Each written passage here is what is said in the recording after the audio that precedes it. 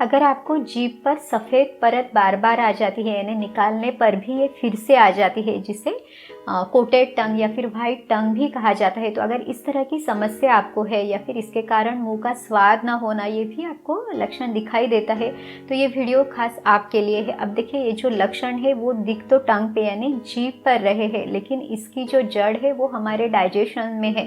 तो आयुर्वेद के अनुसार इसके क्या कारण है, किस तरह का खान पान इस समस्या को बढ़ा सकता है, इसकी चिकित्सा क्या है, इसकी पूरी जानकारी हम इस वीडियो में लेंगे। तो पूरी जानकारी के लिए हमारे साथ बने रहिए। और अगर आप चैनल पर नए हैं, आपने चैनल को सब्सक्राइब नहीं किया है, तो आयुर्वेद की सही जानकारी के लिए चैनल को सब्सक्राइब भी ज़रूर कीजिए। नमस्कार, मैं हूँ डॉक्टर रूपाली जैन और आयुर्वेद फॉर एवरीवन में आपका स्वागत है। अब देखिए, आयुर्वेद में पंच ज्ञानेंद्रिय बताए हैं। इसमें से एक है रसनेन्द्रिय, रसना ग्राह्यो गुणो रसहा, यानी जिसके कारण हमें स्वाद का पता चलता है, तो वो रसनेन्द्रिय है। अब हमारे जीभ पे ये जो टेस्ट बर्ड्स है, उसके कारण हमें जो हम खाना खा रहे हैं उसका स्वाद पता चलता है, तो यही रसनेन्द्रिय है। आयुर्वेद में षड रसात्मक आहार लेने के लिए बताया हुआ है। षड रस यानी 6 प्रकार के स्वाद हैं, जैसे कि मधुर, अम्ल, लवण, कटु, तिक्त, कषाय। तो ये 6 स्वाद पता चलने के लिए जो हमारे ये जो रसनेन्द्रिय या हमारी जो टेस्ट बर्ड है, उन्होंने अच्छे से काम करना बहुत ज़रूरी है। अब देखिए, आयुर्वेद में जो वात, पित्त, कफ, ये 3 दोष बताए गए हैं, तो इसमें से हर एक के 5-5 प्रकार बताए हुए हैं। तो इसमें से जो कफ दोष है, उसके जो 5 प्रकार है, उसमें से एक है बोधक कफ। तो जो स्वाद का पता हमें चलता है, उसके लिए इस बोधक कफ का सही तरह से होना बहुत ज़रूरी है, ना तो कम ना तो ज़्यादा, क्योंकि ये दोनों ही चीज़ें जो स्वाद हमें आता है उसमें डिस्टर्बेंस क्रिएट करेगी। कफ प्रकोपक आहार विहार यानी कफ को बढ़ाने वाले जो खान पान में जो चीज़ें हैं या फिर अगर लाइफस्टाइल में ऐसी चीज़ें हैं, तो वो शरीर में कफ को बढ़ाती है। तो इस तरह से वो बोधक कफ की भी विकृति करती है। अब हमने पहले जो 6 स्वाद देखे, उसमें से मीठा, खट्टा और खारा, ये 3 स्वाद कफ को बढ़ाते हैं। तो जैसे कि बहुत ज़्यादा मीठी चीज़ें हैं, नमकीन चीज़ें या फिर खट्टी चीज़ें हैं, जंक फूड है, फ्राइड है, या पचने में जो भी चीज़ें बहुत ज़्यादा भारी है, तो ये सभी कफ को बढ़ाती है। कुछ लोगों को खाने के बाद भी मीठा खाने का बहुत मन करता है, तो अगर आप खाने के बाद ये मीठी चीज़ें खाते हैं तो ये कफ और ज़्यादा बढ़ता है। आयुर्वेद कहता है कि इस तरह की जो आदत है वो कफ को बढ़ाने वाली, क्लेद को बढ़ाने वाली है। आयुर्वेद में ये जो मीठा स्वाद है, इसको हमेशा खाने के शुरुआत में लेने के लिए बताया है, क्योंकि जब हम हमारा खाना स्टार्ट करते हैं तो हमारा जो जठराग्नि है वो बहुत अच्छे से रहता है। तो उस समय पे ये जो भारी चीज़ आपने डाली है उसका डाइजेशन अच्छा होने के लिए मदद मिलती है। तो इस तरह से आयुर्वेद में काफ़ी सारे नियम बताए हुए हैं जो हमारे दोषों को ठीक तरह से बैलेंस रखने के लिए मदद करते हैं। बहुत ज़्यादा क्वांटिटी में लिया हुआ दूध या दही भी कफ को बढ़ाता है। इसके अलावा जिन लोगों के खाने में ठंडी चीज़ें बहुत ज़्यादा है, तो वो भी कफ को बढ़ा सकती है। या फिर जो लोग फ्रूट्स ज़्यादा लेते हैं, स्पेशली सुबह के समय में अगर आप फ्रूट्स लेते हैं, तो अब देखिए, सुबह का जो समय है यानी 6 से लेकर 10 बजे तक का जो समय है वो कफ का समय है, और जो फ्रूट्स है वो भी कफ को बढ़ाने वाले हैं। तो ये जिनकी स्पेशली कफ वाली प्रकृति है, उनमें ज़्यादा ये तकलीफ कर सकते हैं, क्योंकि कफ प्रकृति के लोगों का जो अग्नि है वो भी मंद है। तो ऑलरेडी अगर इनका अग्नि मंद है, तो जो चीज़ें कफ को बढ़ाने वाली है वो इस अग्नि को और ज़्यादा कम करेगी। कुछ लोग ड्राई फ्रूट्स भी रेगुलरली लेते हैं, तो आयुर्वेद में जो ड्राई फ्रूट्स लेने का सही ऋतु बताया, यानी जो मौसम बताया हुआ है, वो है हेमंत शिशिर ऋतु, यानी जो ठंडियों का मौसम है। जब हमारा ये अग्नि प्रज्वलित रहता है, जब हमारी भूख अच्छी रहती है, तो वो सही समय है। लेकिन अगर आप हर रोज़ इस तरह के बहुत ज़्यादा ड्राई फ्रूट्स लेते हैं, तो ये ड्राई फ्रूट्स भी पचने के लिए भारी है, वो भी आपके अग्नि को कम करके आपके शरीर में इस कफ को बढ़ा सकते हैं। आयुर्वेद में इस कफ के बढ़ने के कारण होने वाली 20 प्रकार की बीमारियां भी बताई हुई है। आपकी जीवन शैली की कुछ आदतें भी इस कफ को बढ़ा सकती है, जैसे कि दिवास्वाप यानी दिन में सोना। तो जो लोग दिन में सोते हैं उनके शरीर में भी ये कफ दोष बढ़ता है।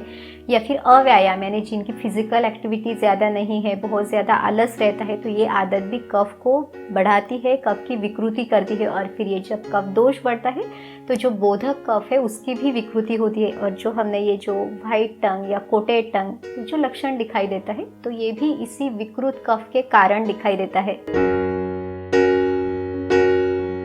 अब देखते हैं कि आयुर्वेद में ये जो जीभ पर सफ़ेद लेयर बनती है तो इसके लिए क्या चिकित्सा बताई गई है। तो सबसे पहली जो चिकित्सा है वो है निदान परिवर्जन, यानी जिन चीज़ों के कारण या जिन कारणों से आपकी ये जो सफ़ेद परत बन रही है उन कारणों को दूर करना, ये सबसे पहली चिकित्सा बताई गई है।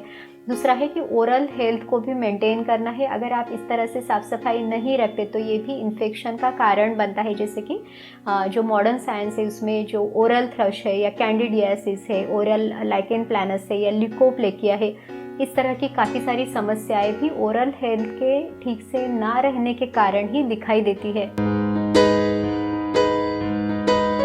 इसी ओरल हेल्थ को मेंटेन करने के लिए आयुर्वेद की दिनचर्या में दंत धावन और जिह्वा निर्लेखन बताया हुआ है। तो दंत धावन के लिए उन्होंने दतवन का इस्तेमाल करने के लिए बताया है। तो ये दतवन के लिए जैसे कि अर्क, करंज, खैर, अर्जुन, बबूल, इन जैसे जो औषधि वनस्पतियां हैं उनकी जो छोटी टहनी है उसका आप इस्तेमाल कर सकते हैं। यहाँ तक कि आप दंत मंजन का इस्तेमाल भी कर सकते हैं, लेकिन इनके लिए जो चीज़ें आप इस्तेमाल करोगे उनका जो स्वाद है वो कड़वा, कसेला या हल्का सा तीखा होना चाहिए।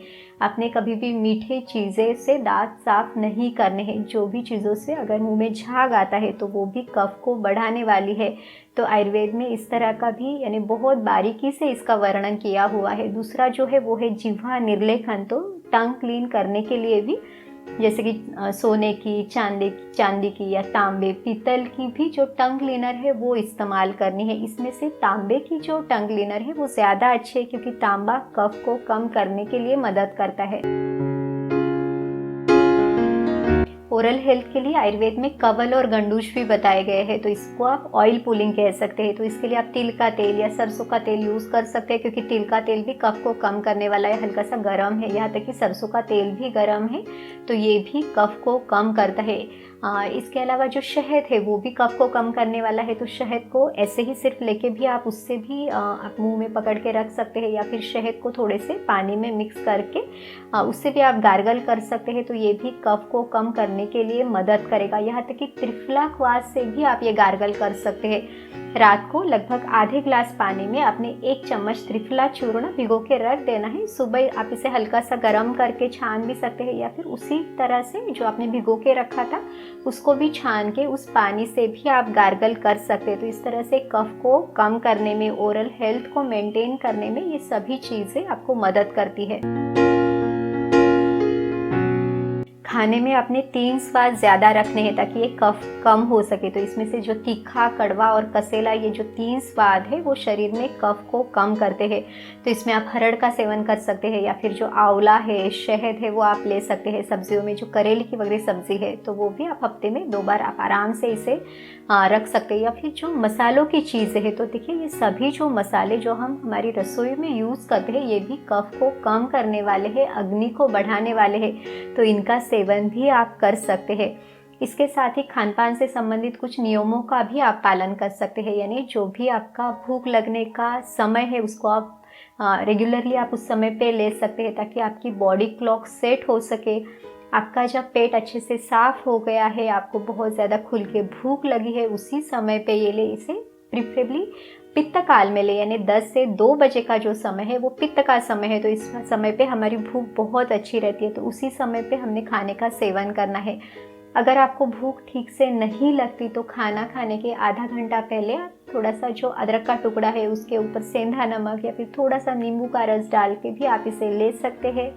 ये भूख को खोलने के लिए मदद करती है। इसके अलावा खाने के आखिर में आप छाछ ले सकते हैं। इसे भी मसाला छाछ आप बना के ले सकते हैं। इसमें थोड़ा सा सौंठ का पाउडर है या फिर जीरा पाउडर है, इसे डाल के अगर आप लेते हैं तो ये अग्नि को बढ़ाने के लिए, कफ को कम करने के लिए भी मदद करती है। आयुर्वेद में कफ को कम करने के लिए बहुत सारी औषधियाँ भी बहुत अच्छे से रिजल्ट्स देती है। जैसे कि त्रिकटु चूर्ण जिसमें कि सौंठ, काली मिर्च, पिपली ये तीनों समान मात्रा में डाले जाते हैं। तो ये त्रिकटु चूर्ण भी कफ को कम करता है। यहाँ तक कि जो हिंगवाष्टक चूर्ण है वो भी कफ को कम करने के लिए मदद करता है। त्रिकटु चूर्ण और हिंगवाष्टक चूर्ण आप घर पे भी बहुत आसानी से आप इसे बना सकते हैं। इनके बारे में भी सेपरेट वीडियोज़ हैं तो वो भी आप देख सकते हैं। अगर किसी के शरीर में ये कफ दोष बहुत ज़्यादा बढ़ा हुआ है तो जो कफ के प्रकोप का समय है, यानी जो वसंत ऋतु जैसे मार्च और अप्रैल का महीना, तो उस समय पे आप वमन ये जो पंचकर्म है वो आप कर सकते हैं। तो जो ये अतिरिक्त कफ दोष शरीर में बढ़ा हुआ है उसको शरीर से बाहर निकालने के लिए भी ये जो वमन क्रिया है वो मदद करती है। तो इस तरह से हमने आज के वीडियो में जो टंग पर सफ़ेद परत आती है तो उसके कारण क्या है, उसकी चिकित्सा क्या है, खान पान आपने किस तरह से करना है, इसकी पूरी जानकारी हमने इस वीडियो में ली है। उम्मीद है ये वीडियो आपकी मदद ज़रूर करेगा। अगर ये वीडियो आपको अच्छा लगा तो लाइक, शेयर और सब्सक्राइब कीजिए। फिर मिलेंगे अगले वीडियो में। आयुर्वेद को अपनाइए, स्वस्थ रहिए। नमस्कार।